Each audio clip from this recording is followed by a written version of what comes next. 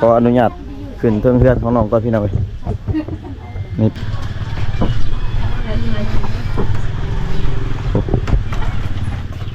ขึ้นลูกเอ้ยเบิ่งคนไทยเป็นกะหัวเนาะก็คือน้องเพิ่นว่าหั่นล่ะบ่าวลาวบ่าวไทยก็เอาได้นะพี่น้องเนาะแล้วก็สิ่งสำคัญก็คือสามารถเอาผัวได้พี่น้องเว้ยซ้ำนี้เนาะค่าดองแพงอยู่บ่ท่านนี่บ่เนาะค่าดองแพงบ่ประมาณเท่าไหร่น้องค่าดอง50 ล้านประมาณ50 ล้านเนาะน้องสาวคาลาวเท่าไหร่ประมาณว่าค่าดองประมาณเท่าไหร่ก็ประมาณสำคัญบ่ประมาณ50คือกันเนาะอยากได้ข้าวกินอยากได้ข้าวกินเนาะข้าวบ่พอกินข้าวนี่ยัง2 สอบนี่บ่2 สอบนะข้าวซื้อที่นี่สอบเท่าไหร่500,000สอบ500,000กลุ่มประมาณจักเดือนเดือนปลายเบิดน้องคาร่าได้ซะสิ่งที่จำเป็นอยู่ในครอบครัวน้องอยากได้น้องก็คือการได้ข้าวกินบ่พอแบบคนในครอบครัวมันหลาย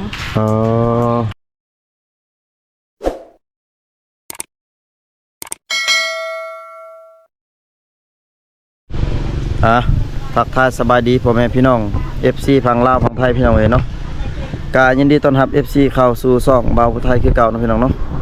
มื้อนี้บ่าวผู้ไทยได้มีโอกาสมาเยี่ยมยามสาวชนเผ่าตะโอ้ยพี่น้องเอ้ยสาวกอกยาใหญ่พี่น้องเนาะมื้อนี้บ่าวผู้ไทยได้เดินทางมาหาสาวชนเผ่าตะโอ้ยเนาะบ่ฮู้ว่าน้องเพิ่นชื่อหยังพี่น้องเอ้ยเดี๋ยวบ่าวผู้ไทยสิพา FC ขึ้นไปเบิ่งน้องสาวเพิ่นอยู่เทิงเฮือนพี่น้องเอ้ยเนาะเป็นจะได้กลับไปติดตามมาชมกันพี่น้องเอ้ยพิเศษแม่นครั้งแรกพี่น้องเอ้ยได้มาถ่ายสาวชนเผ่าตะโอ้ยพี่น้องเนาะตอนนี้บ่าวผู้ไทยก็ได้มาอยู่เทิงอยู่เฮือนของน้องเลยพี่น้องเอ้ยเนาะอันนี้เป็นเฮือนสาวของน้องเพิ่นเฮือนกันให้น้อยพี่น้องเอ้ยเนาะเฮือนของเพิ่นเฮือนกับเฮือนบ่ใหญ่เนาะพี่น้องเพิ่นกำลังสิเฮ็ดเฮือนใหม่บ่จักนี่น่าจะเป็นพ่อเพิ่นพ่อเพิ่นเรื่อยบ่จักอ้ายเพิ่นเรื่อยอันยังเพิ่นยังสร้างเฮือนใหม่พี่น้องเฮือนกับเฮือนน้อยๆพี่น้องเฮือนกับเฮือนบ่ใหญ่เนาะนี่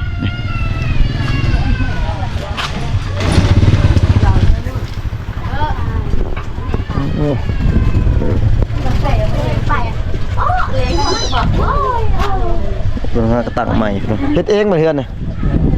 โอ้คักแล้วสร้างเองเนาะสิจ้างบ่มีเงินเฮ็ดเองเพิ่น1ซ้าย1นี่ครับบ่นี่ก็น่าชาติเอาแป้นนะติแอมนี่เนาะเพิ่นกำลังถอกเสาพี่น้องอันนี้เป็นเฮือนของน้องเพิ่นบ่ฮู้ว่าน้องเพิ่นชื่อหยังเดี๋ยวบ่าวไทยสิขึ้นอยู่เทิงเฮือนของน้องสาวเพิ่นเนาะเพิ่นเนาะแล้วก็สิถามมึงน้องขออนุญาตขึ้นเทิงเฮือนของน้องก่อนพี่น้องเอ้ยนี่เป็นเฮือนน้องสาวเพิ่นเฮือนก็น้องสาวลิ้นซื้อลิ้นโอ้เอ้ยขึ้น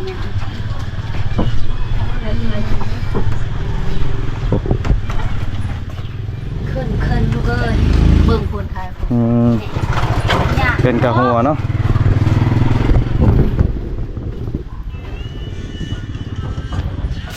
เคยนะคนมาสวัสดีนะบันชวนเด้อหอยจ่าเนาะ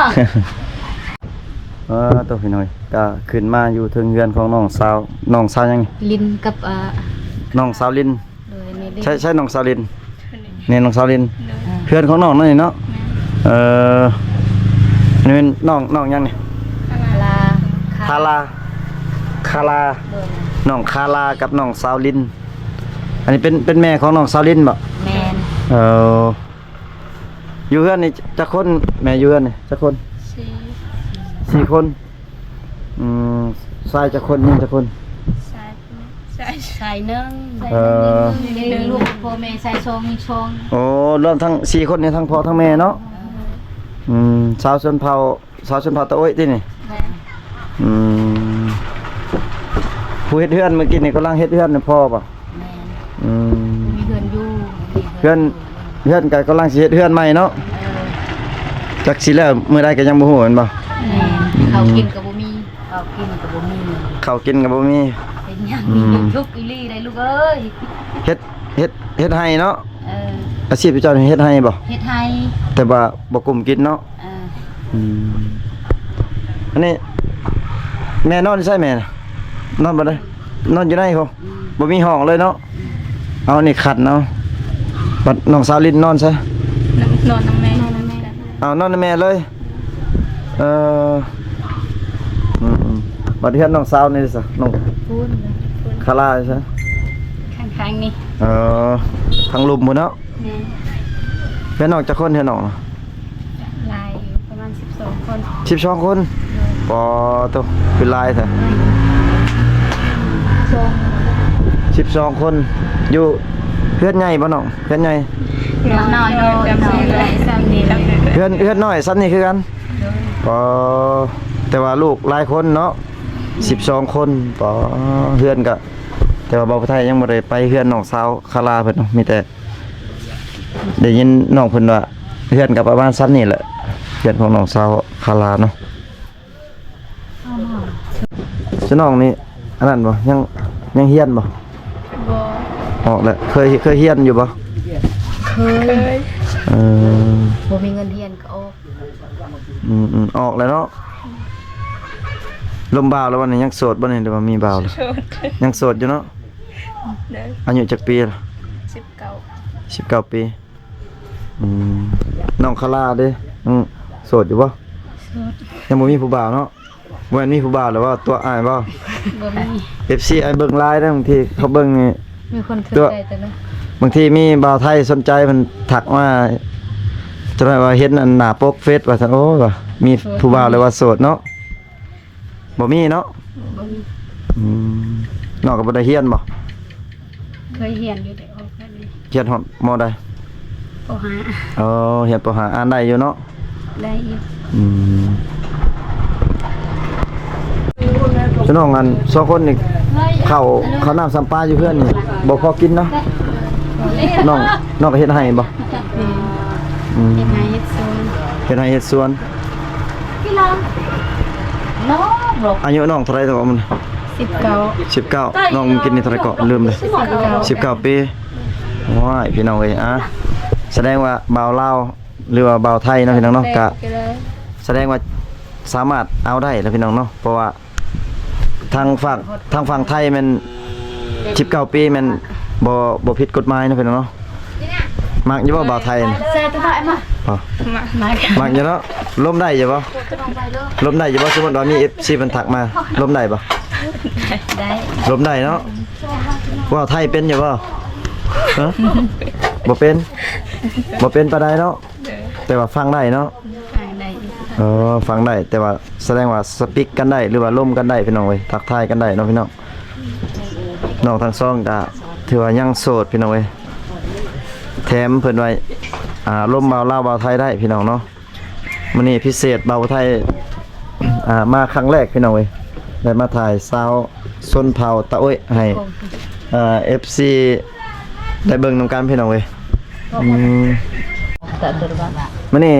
สุน้องสิไปไสมื้อนี้ ไปผูกแขนด้วยกัน สิไปผูกแขนสับเขาเจ้าเซิร์นไปบ่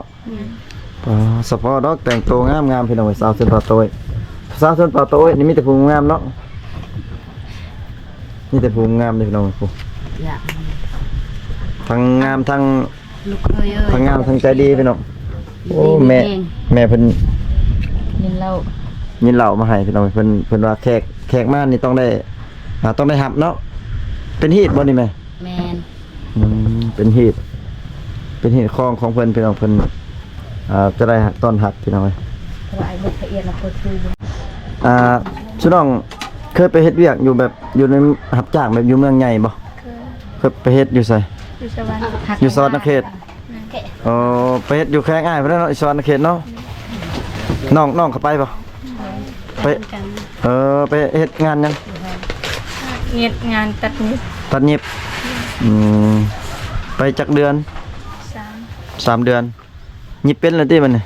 เป็น ส่งไอขาดอยู่ในรถก็มีอยู่ ยิบได้ป่ะ ยิบได้ติโตะเท่าไหร่ ได้ สิน้องยิบโตะเท่าไหร่น้องอยู่บ้านสิน้องสิน้องเคยยิบฮะหึ 30 30บ่ไปเอาน้องจบมาน่ะน้องบ่ได้ตัดเองบ่อยู่เฮือนบ่ได้ตัดเนาะ แสดง เครื่องมือ บ่มีเครื่องมือเนาะบ่มีจักร อันนี้ไปหา อ๋อ เอาเป็นกำไรเป็นเงินเดือน แบบสิน้องไปนี่ไปรับจ้างเอาเงินเดือนเนาะอ๋อพี่น้องเอ้ยแบบจบมาก็บ่มี จ่ายมา เอารอ บ่มีเครื่องมือพี่น้องเอ้ยหรือว่าบ่มีจักรหั่นล่ะสิมาหยิบมาหยิบเอาเงินก็บ่มีเครื่องมือพี่น้องเอ้ยเนาะก็เป็นตาน่าสงสารอันน้องๆอยู่พี่น้องเอ้ยอยู่ในเขตชนบทเพราะว่าครอบครัวก็ยังขาดแคลนเนาะพี่น้องเนาะอันน่ะอยากถามว่านี่เขาชื่อน้องนี่อายุ19 ปีนี่สามารถเอาผัวได้บ่ซั่นนี่ ได้ เอาได้เนาะบ่าวลาวบ่าวไทยเอาได้เบิดเนาะ ได้ มักอยู่บ่บ่าวไทย สมมุติบ่าวไทยมานี่เพิ่นอยากมาลิ้นมายังกลับมาได้บ่ ได้ สมมุติว่ามี FC เพิ่นอยากมาลิ้นนำได้เนาะก็คือน้องเพิ่นว่าหั่นล่ะบ่าวลาวบ่าวไทยก็เอาได้เนาะพี่น้องเนาะ ได้ทั่ว แล้วก็สิ่งสำคัญก็คือสามารถเอาผัวได้พี่น้องเว้ยซ้ำนี้เนาะ ดูโอมาน ค่าดองแพงอยู่บ่ท่านนี่ มาหน่อย บ่เนาะค่าดองแพงบ่ประมาณเท่าไหร่น้องค่าดอง 50 ล้าน ประมาณ50 ล้านเนาะมีงัวควายอยู่หั่นเบิดบ่หรือว่างัวควายต่างหากงัวควายต่างหากบ่ หอกไข่ตั้งหาก งัวควายต่างหากเนาะ แมน อันนี้เป็นแม่ของนางลินนะ เด้เป็นฮีดเด้ เออ ค่ะพี่นี่เด้ เป็นหิดคองเนาะ ตัวเงินหันคาดองตัวเงินหันคาดอง เงินค่าดองเป็นหิดต่างหากอีกพี่น้องเอ้ยงัวควายน้องสาว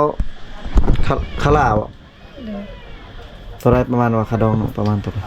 ก็ประมาณ สำคัญบ่ประมาณ50คือกันเนาะพี่น้องเอ้ย เด็กใหญ่จัง เพิ่นว่าค่าดองนี่บ่แพงประมาณ50พี่น้องเอ้ย50ล้านกีบนี่ล่ะพี่น้องงัวควายต่างหากนะพี่น้องถ้าว่า FC ท่านใดมักหรือว่าสนใจน้องก็สามารถทักหาน้องได้หรือว่าทักหาทางบ่าวผู้ไทยก็ได้พี่น้องเอ้ยชื่อน้องลินลินเฟซลินอะไรยังบ่ลินแอปบ่ ลิน ลินเฟซเนาะแสดงว่าน้องเพิ่นมี2ทางติดต่อให้อยู่พี่น้องเอ้ยชื่อเฟซน้องได้เลยเนาะ เอ็มลิน เอ็มลินเป็นภาษา ลาว ภาษาลาวเนาะเอ็มลินเป็นภาษาลาวพี่น้องเอ้ยถ้าว่าสนใจน้องสาวลินเพิ่นก็สามารถทักหาเพิ่นได้พี่น้องเอ้ยชื่อเพชรน้องเพิ่นก็เอ็มลินพี่น้องหน้าปกเห็นรูปผู้งามนั่งอยู่หั่นก็แม่นแล้วพี่น้องเอ้ยแม่นบ่ พี่น้องเอ้ยน้องได้ซะ น้องเยอะก็ได้ไว้ น้องได้ชื่อเฟซน้องอะไรก็ หนูอ้วน ฮะ หนูอ้วนหนูอ้วน หนูอ้วน เด้อ ตัวลาวหรือตัวไทย ตัวเรา ตัวลาวเนาะหนูอ้วนคือบ่อ้วนปานใดเนาะหรือว่าชื่อเฟซซื่อๆบ่บ่ได้อ้วนปานใดนี่พอดีงามเลยอ้วนแล้วบ่นี่โอ้พี่น้องหนูอ้วนพี่น้องก็ตอบแชทไว้อยู่ติ ไว้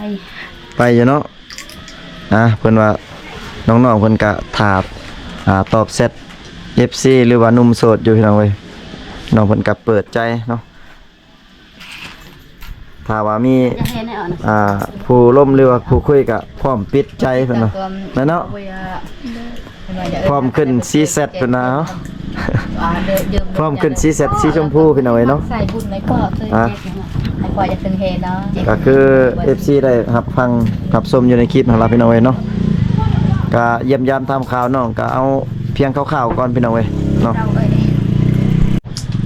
วันนี้เราไทยสีมาทำเรื่องความต้องการหรือว่าน้องเพิ่นอยากได้เนาะสิ่งที่เพิ่นหรือว่าสิ่งที่เพิ่นซัพพอร์ตได้เนาะน้องซานดินถ้าว่าน้องอยากได้หยังแบบอยู่ในครอบครัวน้องนี่โตแบบสิ่งที่มันจำเป็น ในครอบครัวสิ่งจำเป็น มันจำเป็น เราไว้เราไอ้ซวย แบบเอาแบบเอาเบาๆนะแบบ บ่เอาแบบตัวใหญ่ก็ได้เอางานน้อยๆก็ได้เอาอยากได้ปานใดหึ เขากินบ่ ข้าวกินบ่หรือว่าเงินบ่หรือสิบ่ เขาให้เขากินน้ำ ฮะ แต่เขากิน อยากได้ข้าวกินโอ้อยากได้ข้าวกินเนาะ เด็ก ข้าวบ่พอกิน อืม ข้าวนี่ยัง2สอบนี่บ่ สองสอบนะ ข้าวซื้อที่นี่สอบเท่าไหร่ 500,000 สอบ500,000กลุ่มประมาณจักเดือน เดือนปลาย เดือนปลายเบิดอ๋อน้องเดือนปลายเบิดพี่น้องน้องสาวนรินทร์เพิ่นว่าอยากได้ข้าวเนาะพี่น้องเนาะถ้าว่า FC ท่านใดอยากช่วยหรือว่าอยากซัพพอร์ตก็สามารถทักหาบ่าวผู้ไทยได้หรือว่าน้องสาวนารินเองก็ได้พี่น้องเอ้ยน้องคาร่าได้ซะสิ่งที่จำเป็นอยู่ในครอบครัวน้องอยากได้ น้องก็คือการได้ข้าวกินบ่พอแบบคนในครอบครัวมันหลาย คนอยู่ในเฮือน12คนเนาะข้าวกินบ่พออยากได้ข้าวกินคือกันเนาะเดี๋ยวน้องถ้าว่า FC ท่านใดเนาะอยากช่วยหรือว่าเอ็นดูอันน้องๆทั้งสองก็สามารถทักหาได้พี่น้องเว้ยเนาะ เจ้าเดือดตา บ่าวไทยก็สิได้สิได้ ดีแล้วอยาก อำลาพระจากน้องไปก่อนพี่น้องเว้ยทักทายน้องเยี่ยมยามทำข่าวน้องซ้ำนี่ก่อนพี่น้องเว้ย น้อย บ่าวไทยก็สิได้ขออนุญาตปิดคลิปไว้เพียงเท่านี้ก่อนพี่น้องเว้ยอยู่ดีมีแฮงเบิดสุขสุขคนพี่น้องเจอกัน EP หน้าพี่น้องอยู่ดีมีแฮงบ๊ายบายแน่เนาะ